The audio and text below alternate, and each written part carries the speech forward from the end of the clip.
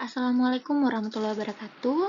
Saya Nureski Mutmain Najih dengan NIM L0211811020 akan mempresentasikan tentang limbah plastik untuk tugas pertemuan ke-10 untuk kelas pencemaran.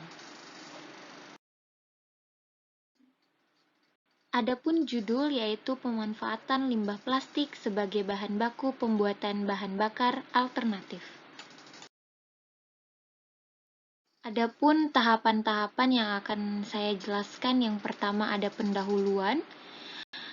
Produksi sampah nasional menunjukkan tren yang terus meningkat seiring dengan terjadinya pertumbuhan ekonomi dan peningkatan jumlah penduduk.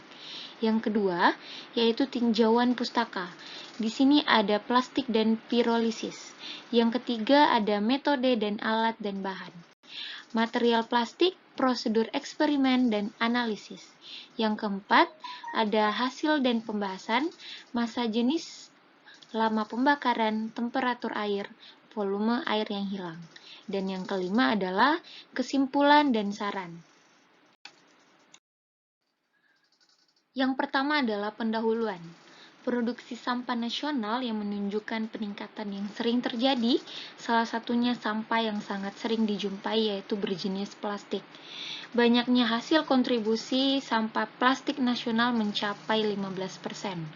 Studi di berbagai kota Indonesia menunjukkan kontribusi sampah plastik terhadap total sampah kota di Indonesia sangatlah bervariasi. Produksi sampah plastik di Indonesia sangat besar, sebab secara total produksi sampah Indonesia mencapai 189 kiloton per hari, jauh lebih besar dibandingkan dengan negara-negara di Asia Tenggara. Selanjutnya yaitu tinjauan pustaka. Karakteristik plastik yang memiliki ikatan kimia yang sangat kuat. Namun, plastik merupakan material yang tidak bisa terdekomposisi secara alami atau non-biodegradable. Sehingga setelah digunakan, material yang berbahan baku plastik akan menjadi sampah yang sangat sulit diuraikan oleh mikroba tanah dan akan mencemari lingkungan. Berdasarkan jenis produk, terdapat 6 jenis plastik, yaitu polyethylene, terephthalate atau kita biasa singkat dengan PET. Yang kedua, high density polyethylene atau kita biasa dengan singkatan HDPE. Yang ketiga ada polyvinyl chloride atau PFC.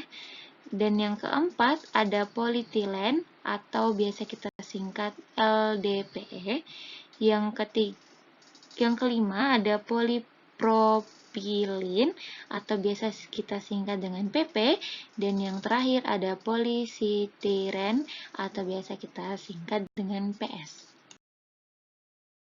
Seperti yang saya jelaskan atau sebutkan tadi, saya memasukkan berbagai macam jenis-jenis plastik dan beserta simbol daur ulang, sifat-sifat dan aplikasi keamanan. Ada yang sekali pakai, ada yang 2 kali pakai, 3, 4, 5, dan seterusnya. Dan sifat-sifatnya pun berbagai macam. Ada yang bening, kuat, tangguh, non-permeable, tahan lembab, mudah dicampur, mudah diproses, fleksibel, mudah disegel, tahan panas, minyak bahan kimia, atau mudah dibentuk atau diproses. Tergantung dari jenis-jenis plastiknya, dan aplikasi keamanannya pun ada untuk soft drink, botol minum, susu, jus, kantong belanja, bungkus plastik, kantong makanan beku, dan peralatan dapur, serta yang lainnya. Baik, berdasarkan paper yang saya dapatkan, saya mendapat 3 macam atau 3 tahap, yang dimana ada pirolisis, thermal cracking, dan catalytic cracking. yang dimana itu pirolisis adalah dekomposisi termokimia bahan organik melalui proses pemanasan tanpa atau sedikit oksigen atau bereaksi kimia. Dan yang kedua ada thermal cracking, yaitu suatu proses pemecahan rantai hidrokarbon dari senyawa rantai panjang menjadi hidrokarbon dengan rantai yang lebih kecil melalui bantuan panas. Yang terakhir adalah catalytic cracking, yaitu satu proses konversi terpenting yang digunakan dalam kilang minyak bumi.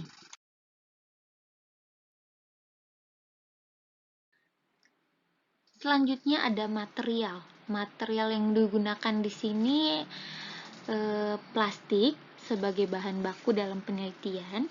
Ini adalah plastik dari jenis polipropylen atau PP berupa gelas plastik yang digunakan sebagai kemasan air minum dalam kemasan AMDK.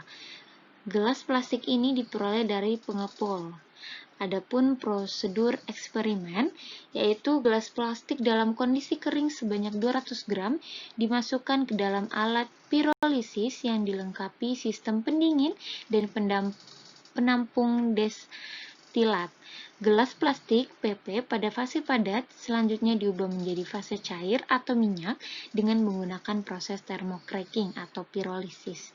Dan yang terakhir, alasan pemilihan plastik jenis PP adalah minyak bakar yang dihasilkan dari pirolisis PP memiliki kualitas yang lebih bagus dibandingkan PVC maupun PET.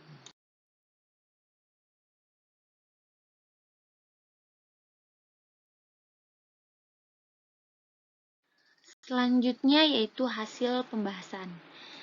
Lama pembakaran digunakan untuk mengetahui waktu yang dibutuhkan minyak untuk membakar habis suatu benda. Temperatur air. Temperatur air yang dihasilkan dari pemasakan menggunakan minyak pirolisis akan dibandingkan dengan temperatur air hasil pemasakan menggunakan minyak tanah dan minyak solar. Dan yang ketiga itu ada volume air yang hilang. Volume air yang menguap paling tinggi dihasilkan dari pemasakan air menggunakan minyak solar sebanyak 13,2 ml, diikuti dengan minyak pirolisis sebanyak 12,6 ml, dan yang paling rendah adalah minyak tanah sebanyak 8,4 ml. Dan yang terakhir, kesimpulan dan saran. Jika dibandingkan dengan kualitas minyak tanah dan minyak solar, kualitas minyak pirolisis berada di bawah minyak tanah. Namun, di atas solar berdasarkan indikator massa jenis, lama pembakaran, temperatur air, dan volume air yang hilang atau menguap saat dimasak menggunakan minyak tersebut. Pirolisis plastik ini adalah bahan bakar yang digunakan untuk memanaskan alat pirolisis yang sebaiknya menggunakan bahan bakar yang murah dan ramah lingkungan atau biogas. Pengujian standar spesifikasi untuk bahan bakar minyak pirolisis agar dapat diketahui manfaatnya.